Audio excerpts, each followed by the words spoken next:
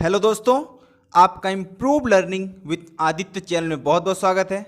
दोस्तों आज है 21 जुलाई 2020 और 21 जुलाई से रिलेटेड करंट अफेयर्स के जितने भी क्वेश्चन हैं वो मैं आप लोगों के सामने लेके आया हूं।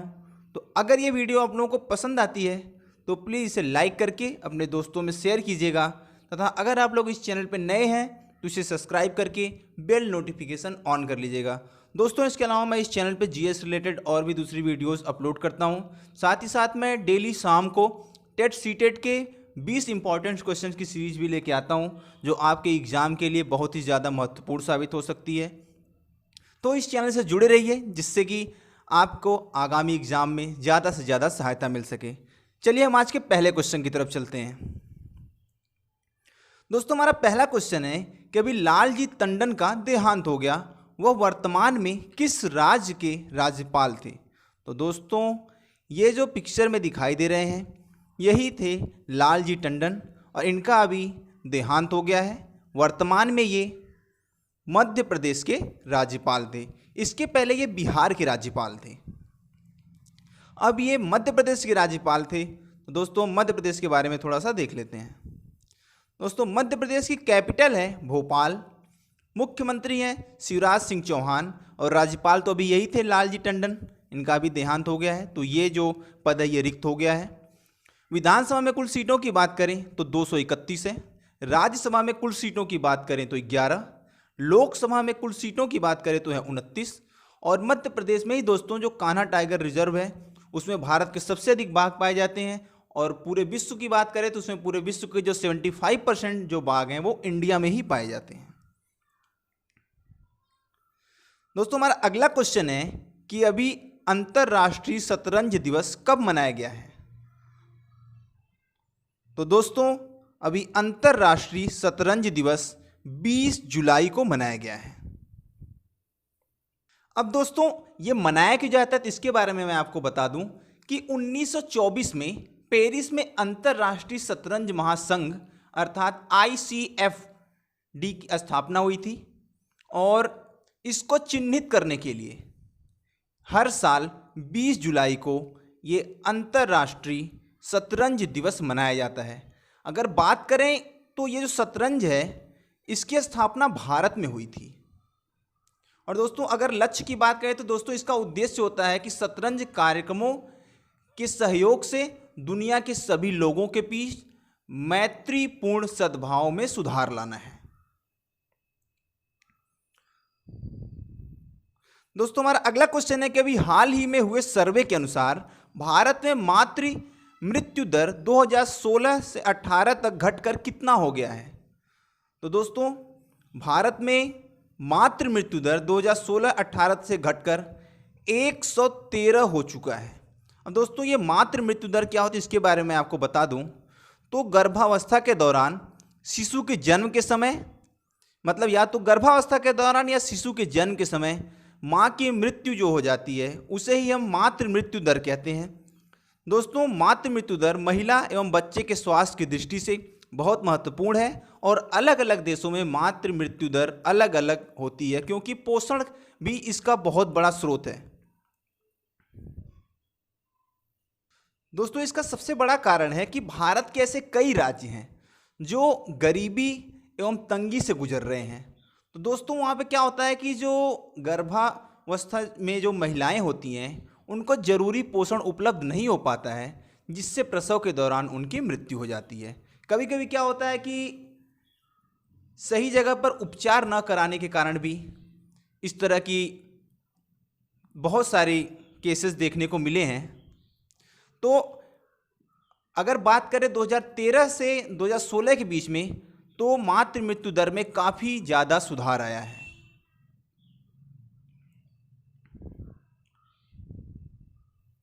दोस्तों हमारा अगला क्वेश्चन है कि द एंड गेम नामक उपन्यास की रचना किसने की है?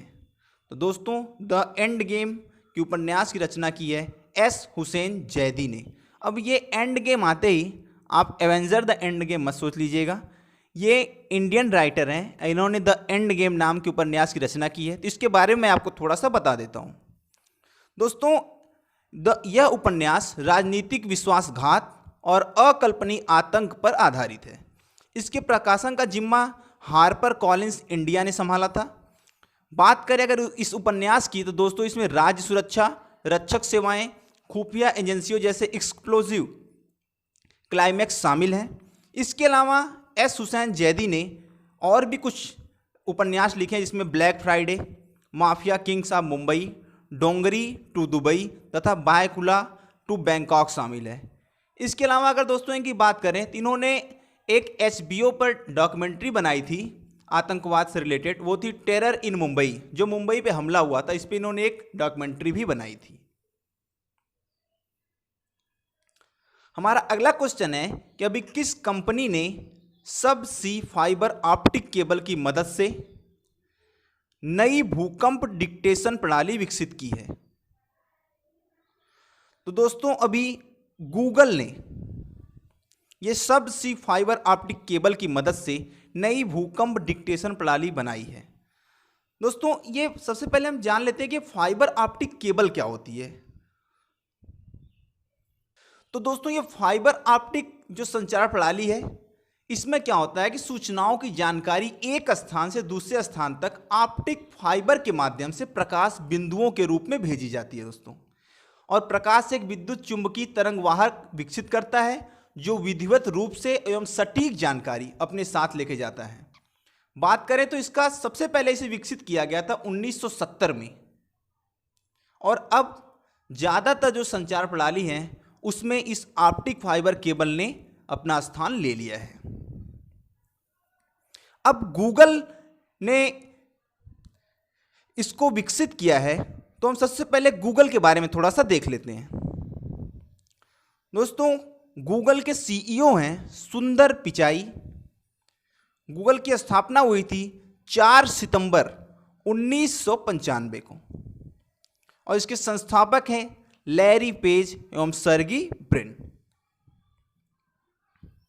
हमारा अगला क्वेश्चन है कि अभी सुरक्षा एजेंसियों ने सोशल मीडिया एप्लीकेशन के लिए एक खतरनाक मालवेयर वायरस की चेतावनी दी है। इसका नाम क्या है? तो दोस्तों इस मालवेयर वायरस का नाम है ब्लैक रॉक। तो हम सबसे पहले इसके बारे में थोड़ा सा जान लेते हैं।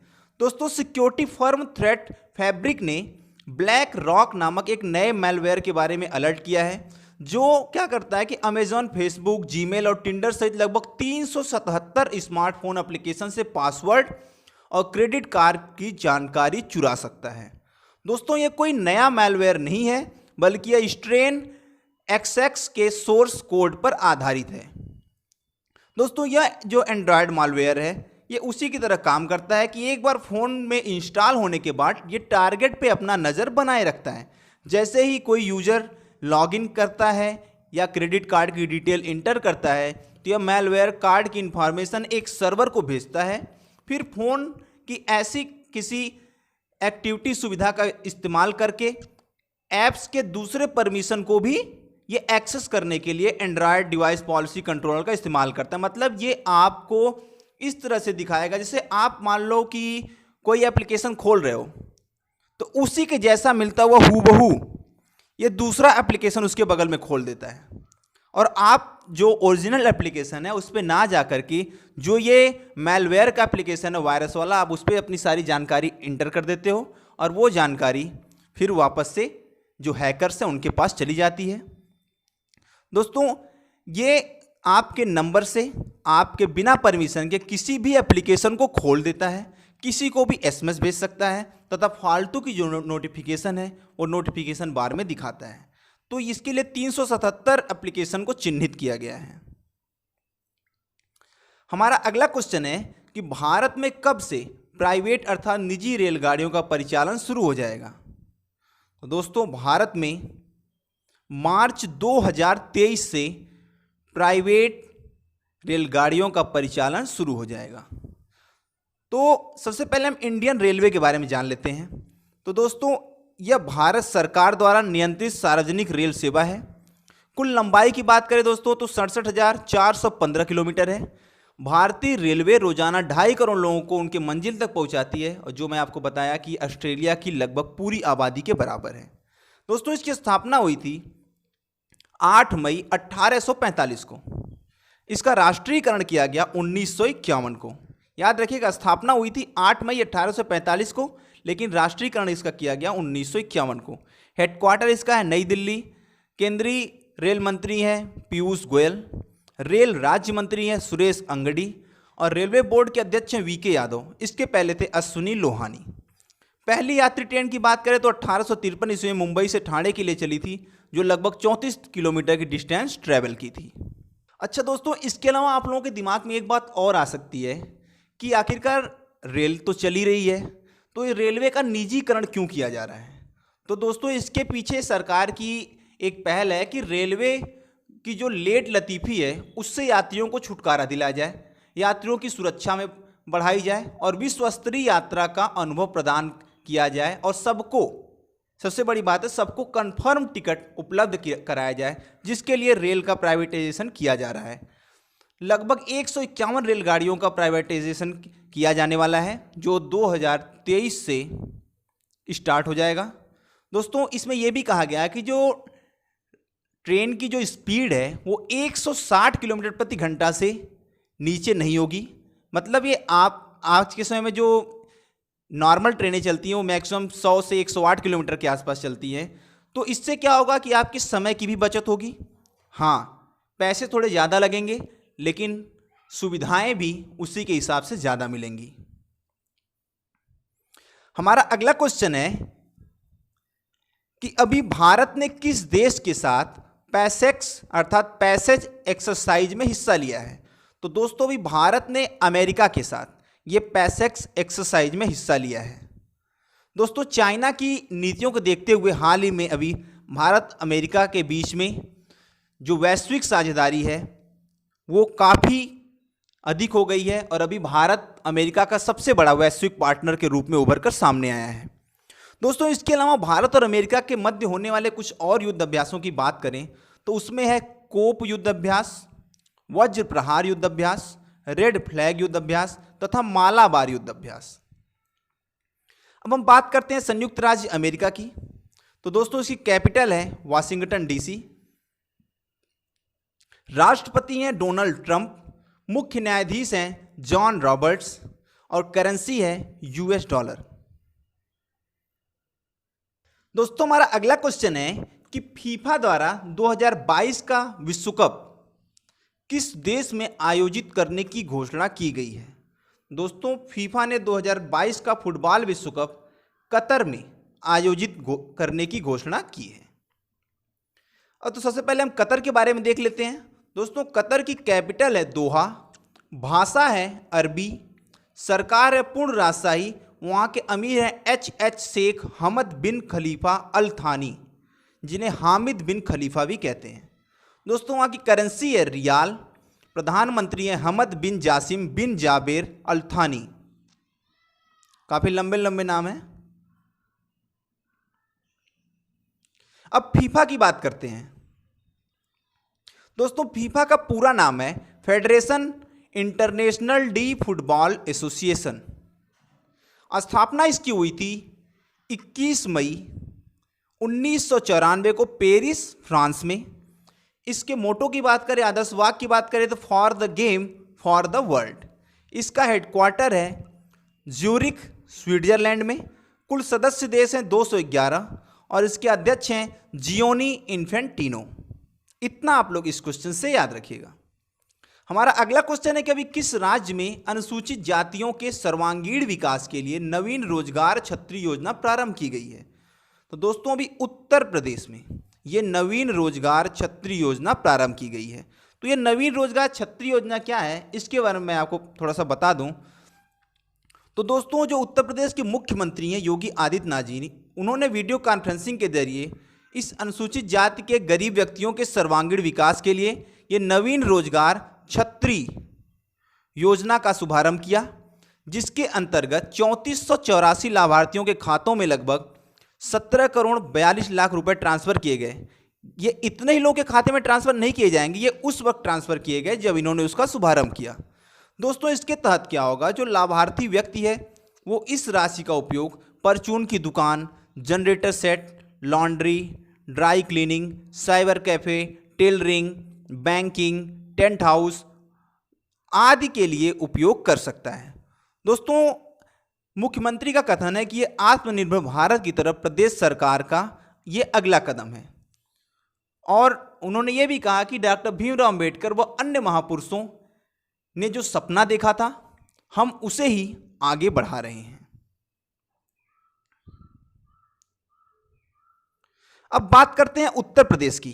दोस्तों, उत्तर प्रदेश की कैपिटल है लखनऊ, मुख्यमंत्री है आदित्यनाथ योगी, राज्यपाल है आनंदीबेन पटेल, उच्च न्यायालय है यहाँ का प्रयागराज और इसकी खंडपीठ है लखनऊ में। दोस्तों, मुख्य न्यायाधीश हैं जस्टिस गोविंद माथुर, जनसंख्या 20 करोड़ से अधिक है, साक्षरता दर है लगभग 67.68%, पुरुष साक्षरता दर है 77.28%, महिला साक्षरता दर है 57.18%। और ब्रिटिश काल में दोस्तों इसे यूनाइटेड प्रोविंस के नाम से भी जाना जाता था, जिसे संयुक्त प्रांत कहते थे, जिसे 1950 में बदलकर उत्तर प्रदेश कर दिया गया। दोस्तों, 19 नवंबर 2000 को उत्तर प्रदेश का विभाजन करके उत्तराखंड नया राज्य बनाया गया। यहां पर दोस्तों सबसे ज़्यादा बोली जाने वाली जो बोली है वो है हिंदी, इसके बाद है उर्दू और भोजपुरी। दोस्तों, उत्तराखंड, हिमाचल प्रदेश, बिहार, झारखंड, मध्य प्रदेश, छत्तीसगढ़, राजस्थान, हरियाणा और दिल्ली जैसे प्रदेशों के साथ ये अपनी सीमाएं बनाता है। हमारा अगला क्वेश्चन है कि अभी भारत ने किस देश के सीमा शुल्क संघ के साथ अधिमान्य व्यापार समझौते में संशोधन किया है? तो दोस्तों, अभी भारत ने दक्षिण अफ्रीका देश के सीमा शुल्क संघ के साथ अधिमान्य व्यापार समझौते में संशोधन किया है। सबसे पहले हम दक्षिण अफ्रीका को देख लेते हैं।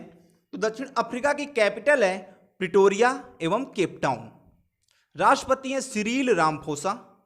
स्वतंत्रता इसको मिली यूनाइटेड किंगडम से 31 मई 1910 को। गणराज्य घोषित हुआ ये 31 मई 1969 को और यहाँ की करेंसी है रेंड। अगला क्वेश्चन हमारा है कि चैंपियंस लीग में भाग लेने वाला पहला भारतीय फुटबॉल क्लब कौन सा बनेगा?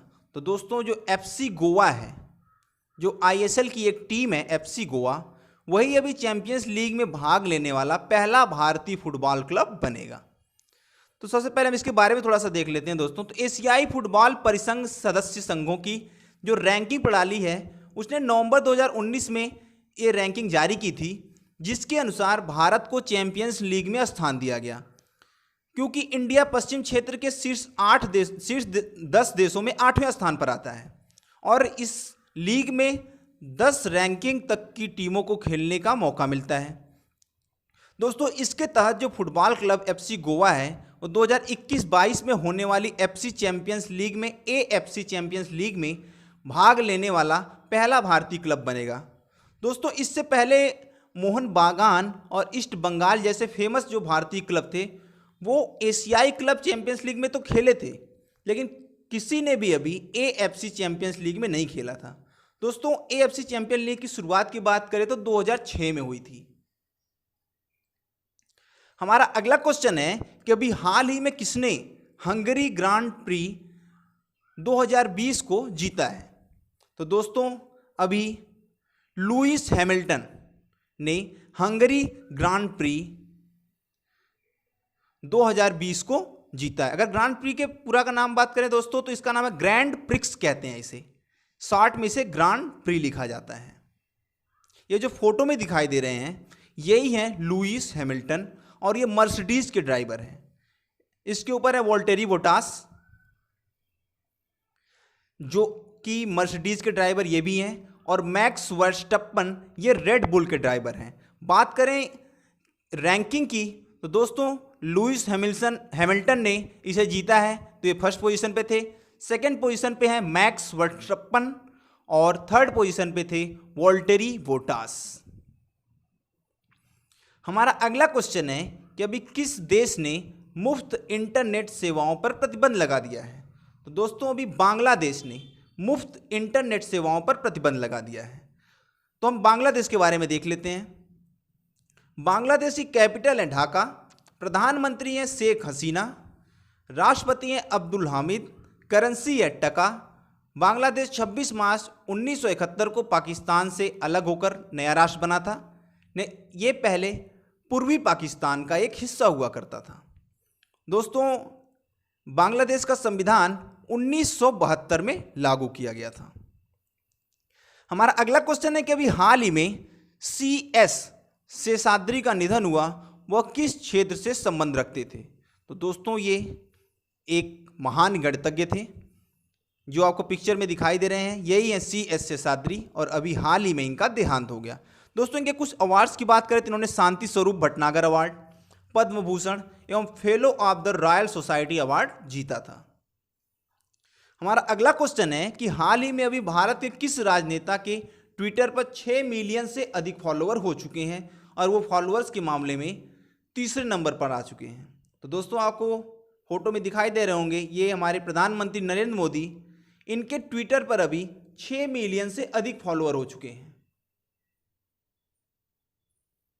दोस्तों, बात करें शीर्ष 3 राजनेताओं के ट्विटर पे, तो पहले नंबर पे हैं अमेरिका के पूर्व राष्ट्रपति बराक ओबामा, जिनके ट्विटर पर लगभग 12.9 करोड़ फॉलोअर हैं। उसके बाद नंबर आता है अमेरिका के वर्तमान राष्ट्रपति डोनाल्ड ट्रंप का, जिनके ट्विटर पर 8.37 करोड़ फॉलोअर हैं।